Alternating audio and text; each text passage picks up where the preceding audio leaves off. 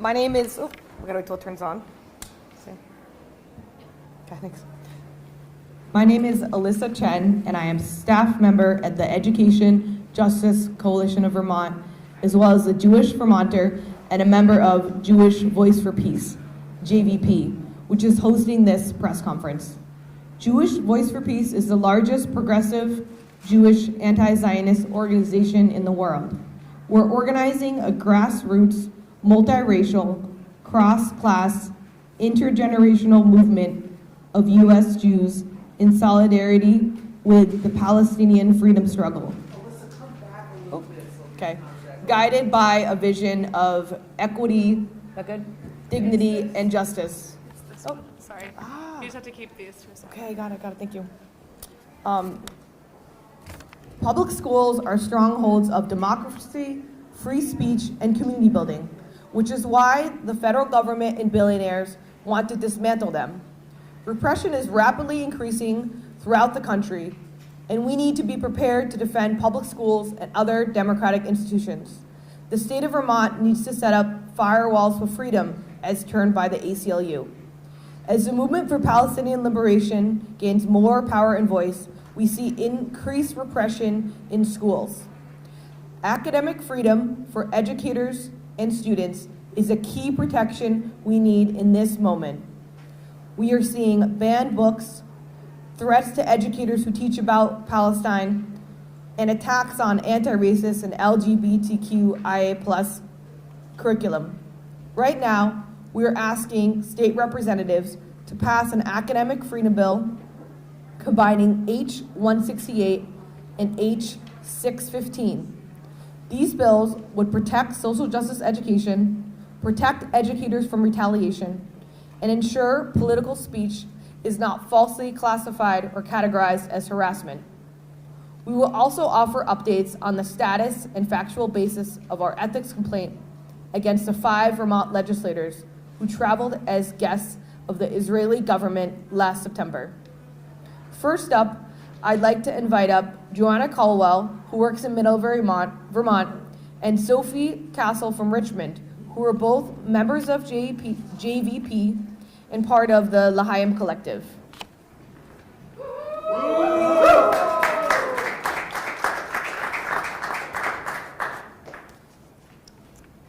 Hi, good afternoon. I'm Joanna Caldwell, and I'm a member of JVP. Jewish Voice for Peace of Vermont, New Hampshire has filed ethics complaints against Representatives Byron, Galfetti, Greer, Gregoire, and Austin because these legislators have accepted gifts that are expressly prohibited by the Vermont Governmental Ethics Statute. These complaints are not based on our opinions as Jewish Vermonters who support freedom for Palestine, but rather they are based on the facts from the legislators themselves, from Israeli government websites, and from Vermont and Israel-based media reports. What we need our fellow Vermonters to understand is that JVP filed these ethics complaints in December because public servants aren't allowed to receive gifts, especially from foreign governments, and these legislators are in violation of the laws of our state. An update is that on January 16th, the Vermont Ethics Commission sent JVP's complaints to the House Ethics Panel. We reviewed 5 reports that the ethics panel issued in this biennium. What we see is a reluctance to sanction bad behavior, a process that lacks transparency, and a practice of not even naming the legislators against whom the complaints are lodged. So why even make this ethics complaint? The people of Vermont deserve to know that these 5 legislators showed at best an appalling lack of judgment and at worst an egregious willingness to whitewash a genocide. That's right. Israeli government officials know how much the people of the world stand with Palestine. And their response is to try and convince the public, including legislators from our brave little state, that criticism of Israel's unrelenting violence against Palestinians is anti-Semitism. Don't fall for it. That's right.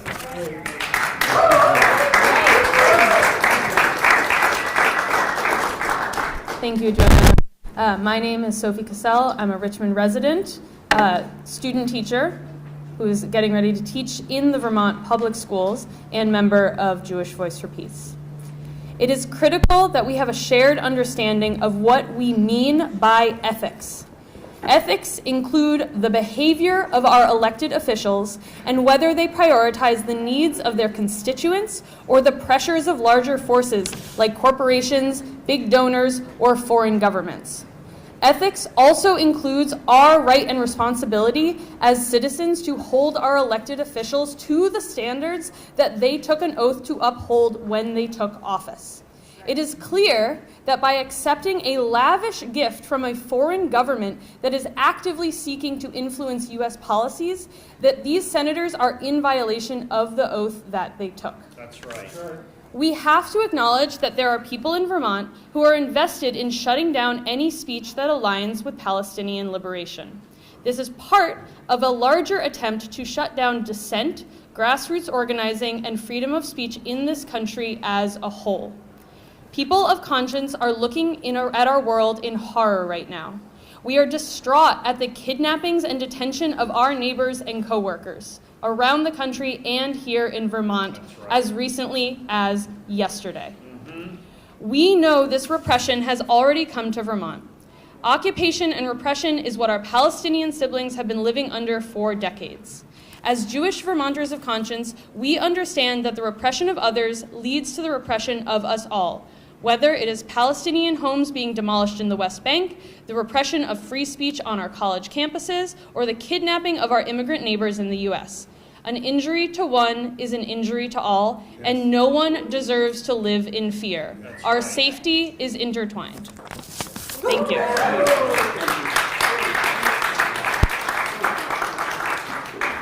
Next up, I'd like to invite Ruth Spates, who is a student at U32 High School.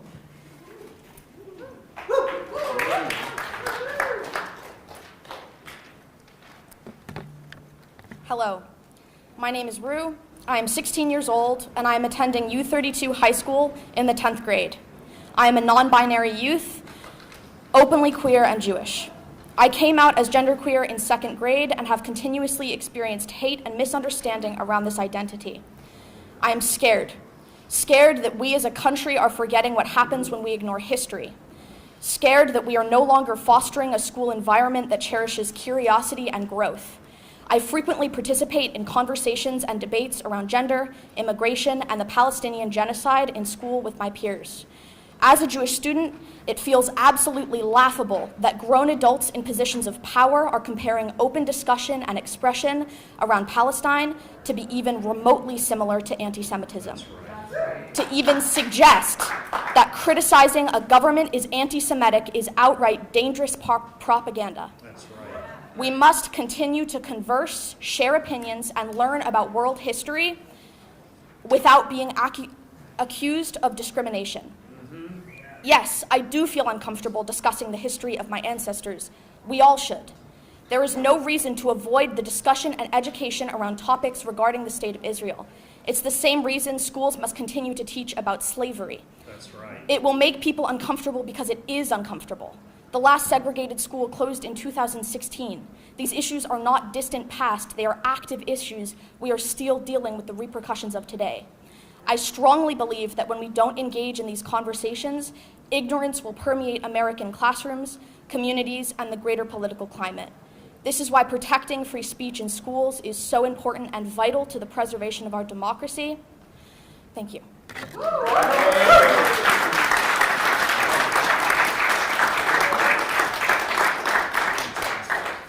Next up, I'd like to invite up Harmony DeVoe from Harwood Union High School.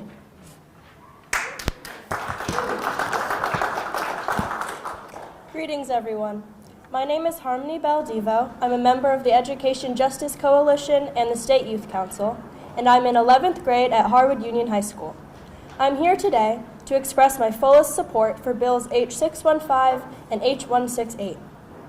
When I moved to Vermont from Boston, I noticed the lack of representation of diverse identities. In my school, I observed racist remarks and jokes, but I didn't see a group where students could talk about it or change it. So I founded CARE, Community Action for Racial Equity. Last summer, CARE hosted a social justice camp. We brought in a guest speaker to teach about the Palestine-Israel conflict. We wanted to understand it as a human rights issue and to learn why standing up for people thousands of miles away matters. But when we planned a community event to explore these issues by showing and discussing the film The Encampments, we experienced community pushback. Our intentions were questioned. Some saw our event as anti-Semitism. The Agency of Education and the Attorney General were even contacted. We felt the weight of being silenced. We didn't back down, but we did listen. We met with community members, heard their fears, and added perspectives to our event. We were able to do this because our principal and superintendent stood by us. They didn't just tolerate our political speech, they uplifted and protected it. They understood a crucial distinction. Challenging political discourse is not the same as harassment. Not every student in Vermont has an administration as courageous as mine. Bill H-615 ensures that every school is an intellectually open environment. It creates clear guidelines to protect lawful advocacy, including support for Palestinian human rights, while drawing a firm line against actual harassment. But free speech is only half the battle. We also need to be taught the history and the tools to use it. At a time when the federal government is removing terms like anti-racism, BIPOC, discrimination, diverse, and ethnicity from its documents, we cannot allow Vermont to restrict teaching social justice and equity in classrooms. Bill H-168 is our safeguard. It ensures educators are protected when they teach the truth about systems of oppression, power, and privilege, and that LGBTQIA+ youth are safe and validated in their identities with the resources they need. I want to graduate an informed citizen, and learning about equity is a requirement for being a diplomatic, mindful citizen. If we don't teach history in our classrooms, we will continue to repeat its mistakes in our school hallways and throughout our communities. When we protect a teacher's right to teach and a student's right to speak, we are protecting the very function of our democracy. H-615 protects our voices, freedom of expression, and discourse today, and H-168 protects our future by allowing the fostering of informed citizens. To my fellow Vermonters, I urge you to email the House Committee on Education and submit testimony sharing how restricting topics like social equity, race, and gender would hinder your ability to teach or learn. We must demonstrate that protecting free speech while preventing harassment is vital. I urge legislators to vote yes. Specifically, I call on House Education Chair, Representative Peter Conlin, to please schedule a vote to move H-615 and H-168 out of committee. Moving these bills forward is a critical step to protect student speech, affirm diverse identities, and ensure that Vermont's education system fosters inclusivity through its teaching. Let's choose education over ignorance and move these bills forward. Thank you.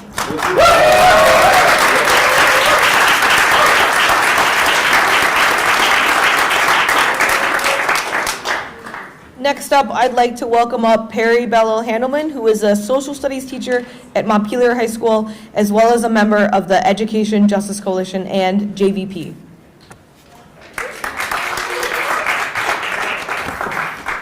Hello.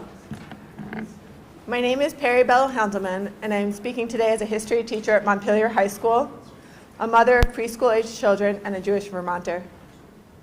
Just this past week, I started teaching my annual Global Studies unit on Nazi fascism and genocide. The essential questions of this unit are: how did the Nazi Party gain the German people's acceptance of authoritarian power and their complicity in genocide? What can we learn about how everyday people resisted the Nazis for how we can protect our democracy and our community today? And how do we live up to the calls from concentration camp survivors who said, never again, and never again for anyone? I couldn't think of 3 questions more relevant to us today as we consider how our public schools will continue to protect the essential dignity of all students and foster a robust culture of democracy and equity for all Vermonters. In my classroom, we began this unit with an exploration of the long history of anti-Semitism, Islamophobia, and white supremacy in European culture, and how these supremacist ideologies were exploited by the Nazis, as they have been by so many tyrants in history. The proposed legislation, just outlined so beautifully, requires the state to develop a curriculum to support all Vermont students to learn about the origins and danger of religious and racial bias. Never has this curriculum been as needed. Next, in my class, and I just did this lecture yesterday, we look at how the Nazi Party and other fascist regimes come to power. Students look at the 14 warning signs of fascism, and they uncover that authoritarianism is built on the suppression of speech and the indoctrination of young people. In the early days of a fascist regime's rise to power, there is nothing more important we can do than protect the free speech rights of our young people and provide them the tools to build compassion and understanding across difference. Yet, in our current political context, we have a federal government that is threatening public schools for doing just this, as our state law currently mandates to do. We are threatened for protecting non-binary students from discrimination, for teaching basic biology, for including the experiences and perspectives of historically marginalized groups, which this state in recent years has put into law as something we need to figure out how to do across our disciplines. And we are threatened for exposing students to any information that might cause them to question any part of Trump's domestic or foreign policy.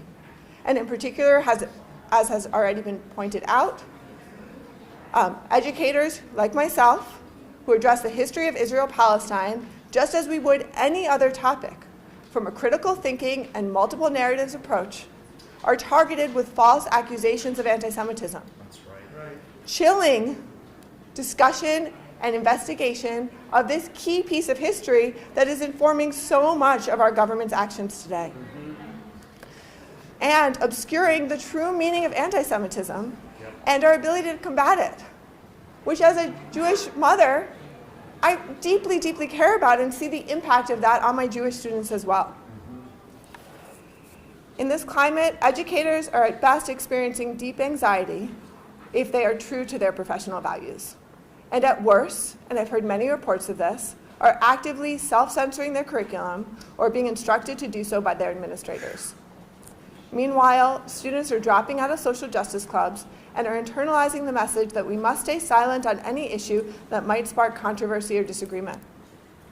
I fear for how vulnerable we will become as a state if this trend is to continue. The good news is that we can also learn from those who have resisted before us, from the brave acts of German students who spoke out against the Holocaust or the actions taken by Denmark to protect all Danes. The passage of H-168 and H-615, S-271 by this legislature will bolster the courage of school districts, educators, and students across Vermont to not bend to the will of tyrants, the culture of hate, or the ignorance of censorship. Our legislators have the power to make our state one where we teach our children to honor the inherent dignity of all and where we develop them as critical thinkers capable of engaging in a democratic society. Thank you.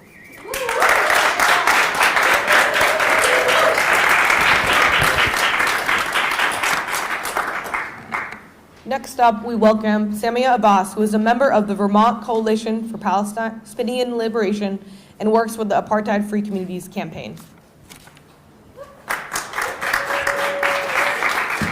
Hi, everybody. Can you hear me? Yeah. Okay. Hi, my name is Samia. I'm a Palestinian American Vermonter. I'm a member of the Vermont Coalition for Palestinian Liberation, and I'm here today to talk about Palestine and why Palestine is a local issue. In the West Bank, Palestinians, including my family, live under Israeli military law, while Israeli settlers are governed by civic law. Palestinians face over 800 military checkpoints, in addition to roadblocks, permit systems, and an enormous separation wall that keeps them from going to work, school, farming their land, visiting places of worship, seeing their families. 60% of Palestinian land is under full Israeli military control and has been expropriated for settlements, military zones, or quote-unquote state land. Palestinian construction is heavily restricted, and Palestinian-owned structures, meaning Palestinian homes, are demolished constantly. Palestinians in the territories occupied by Israel live under Israeli control but cannot vote in the regime that ultimately controls their borders, the land, air, sea, their population registries, their resources, and their lives. This is apartheid. This is what Israel stands for. And this is what 5 Vermont legislators, Representatives Berrong, Greer, Gregoire, Austin, and Galfetti, stand for in choosing to go on an all-expenses-paid junket to Israel at the same time that it commits genocide in Gaza and chokes the life out of the West Bank. That's right. At the same time as Israeli officials are indicted for war crimes.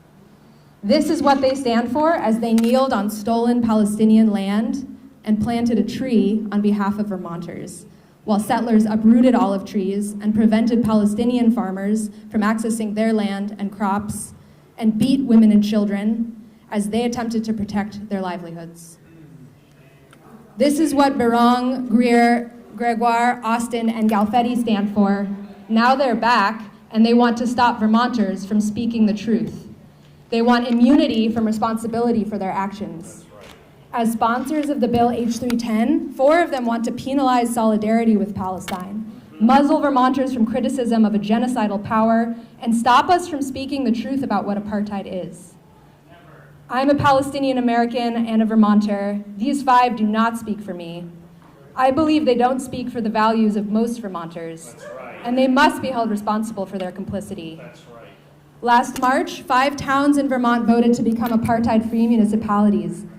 This town meeting day, that's right, 20 plus more towns will vote on the same ballot measure or see it introduced on the floor. This shows us what Vermont stands for and the anti-apartheid movement we are building.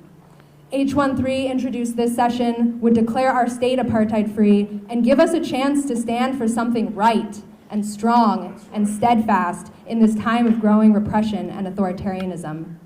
It gives us a chance to stand for the liberation of Palestinians and all oppressed peoples. We can't let these legislators dictate who we are as people, as a collective. Let's make Vermont apartheid-free and show them what that truly means. Thank you.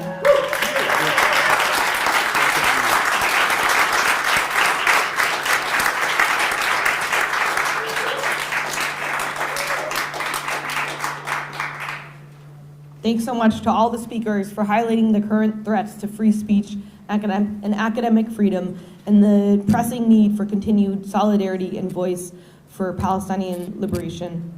Now we'll take questions, if there's any questions. I don't know if you want to answer questions. We'll see. We have about 7 or 8 minutes for questions.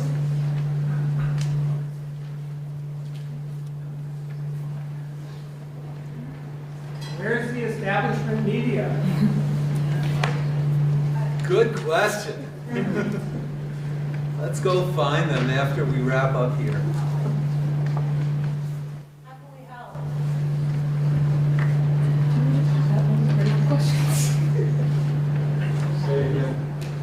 How can somebody help? How can somebody help? Since we're in this building today, the most important thing we can do today is communicate one-on-one with our reps and senators. Let them know that we support the ethics complaint against the 5 reps who were wined and dined by the Israeli government. Let them know that we'd like to see some action on these bills protecting free speech from the education committees on both sides of the aisle. We know they're incredibly tied up with the governor's restructuring agenda for public schools. But this is important too, as we heard from our teachers and students. This is something that really can't wait. And in case everybody doesn't know, at 1 o'clock, we're convening downstairs in room 10, and we'll be doing a slide presentation describing our Jewish perspective on this whole spectrum of issues and how they relate to our lives here in Vermont.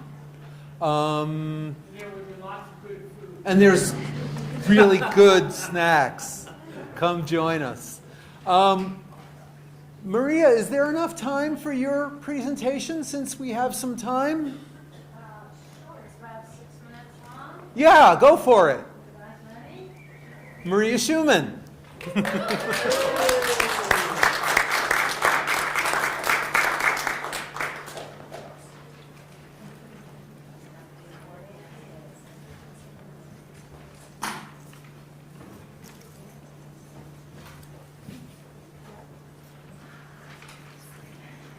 You can also support by coming to our Watch and Talk event on March 5th at the Harwood Library to watch the encampments and have a following discussion.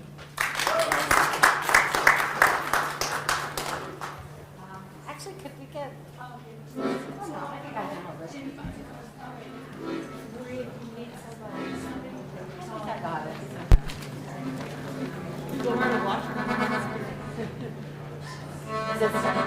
Let's just do it without the accordion.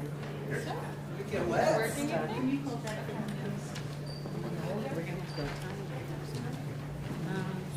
you put one side, can I hold it?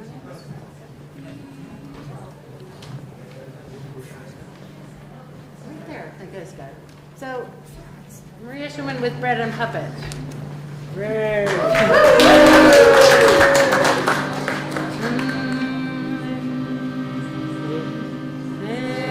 were 3 swallows.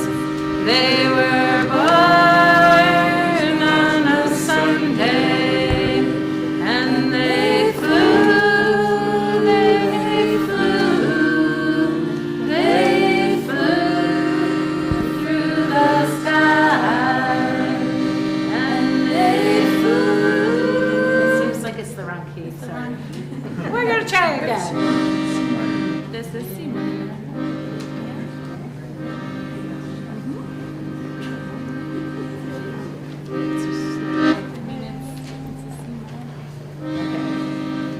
There were 3 acorns. Let's just do it without the accordion. Sure.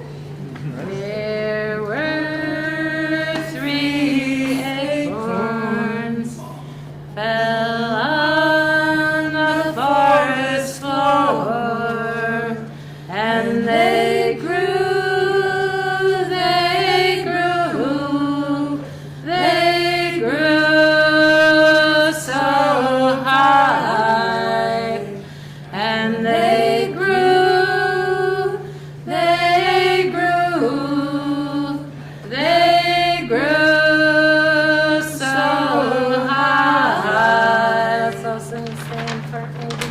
There were 3 petals lying on the seashore. They were old, so old.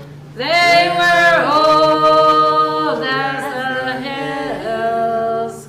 They were old, so old.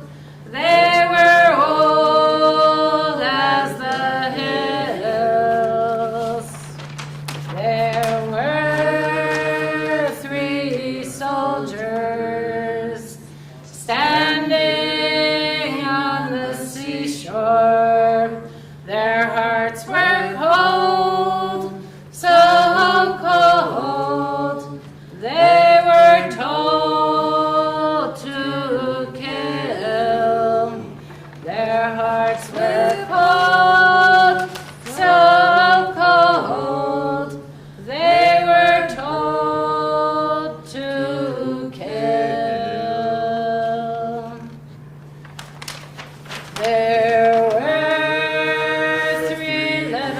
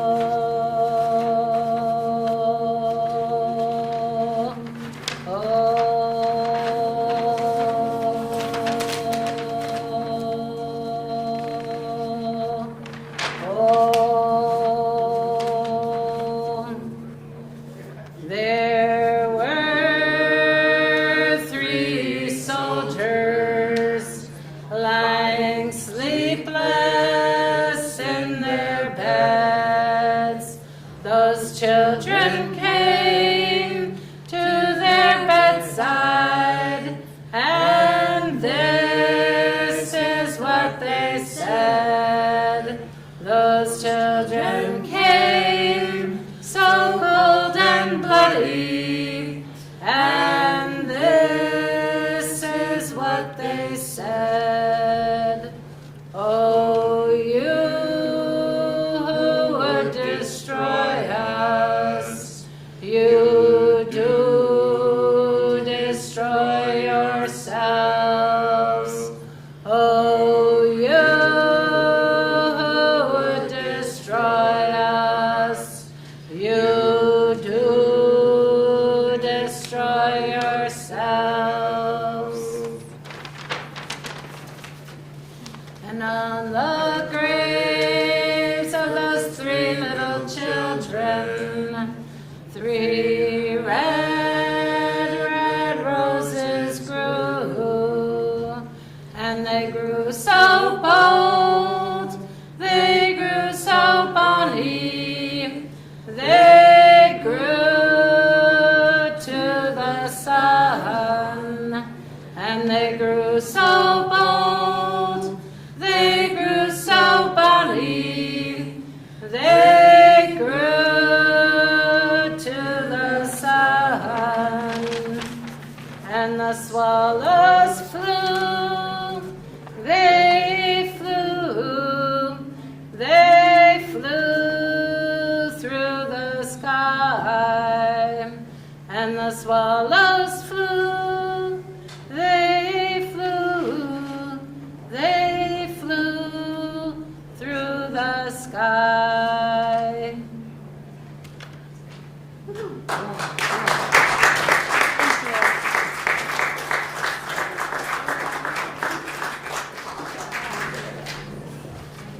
So we have 30 minutes to mill about, try to find your legislators. If you haven't already submitted a pink slip downstairs at the Sergeant at Arms office, letting your legislator know you're here. Now's a good time to do that. And come join us downstairs in room 10 at 1 o'clock. Thank you. You from Orca? We actually have a press conference that's starting 5 minutes ago. So if the group could clear out and the next group can come in. Thank you.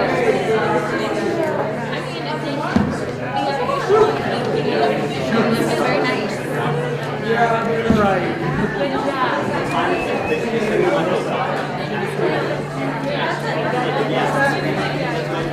Yeah, sure. Yeah, please.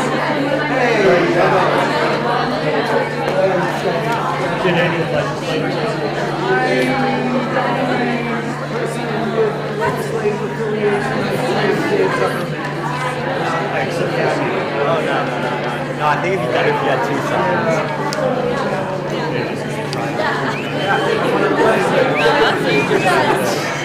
Like, no, not like the same, but